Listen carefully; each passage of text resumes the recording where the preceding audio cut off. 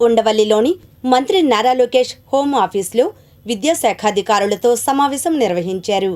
వివరాలు ఇలా ఉన్నాయి. ప్రభుత్వ పాఠశాలల ఆధునీకరణ కోసం కేంద్ర ప్రభుత్వం ప్రవేశపెట్టిన పీఎం శ్రీ పథకం నిధుల వినియోగంలో ఆంధ్రప్రదేశ్ దేశంలోనే నెంబర్ 1 స్థానంలో ఉందని రాష్ట్ర విద్యా, ఐటీ, ఎలక్ట్రానిక్స్ శాఖల మంత్రి నారా లోకేష్ పేర్కొన్నారు. ఉండవల్లి నివాసంలో విద్యాశాఖ అధికారులతో మంత్రి సమీక్ష నిర్వహించారు.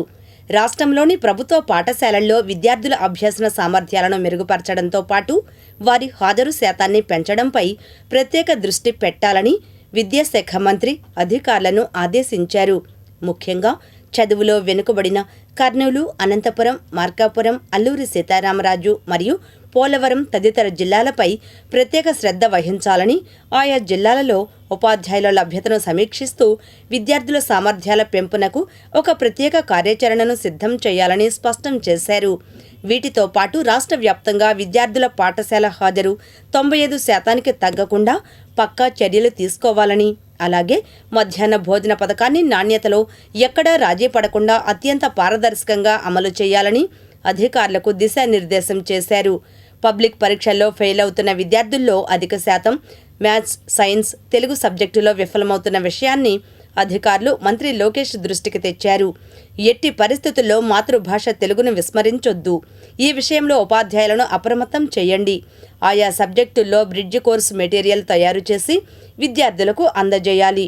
వెనుకబడిన విద్యార్థులను గుర్తించి ఇప్పటి నుంచే వారికి అదనపు తరగతులు నిర్వహించి శిక్షణ ఇవ్వాలని మంత్రి లోకేష్ సూచించారు.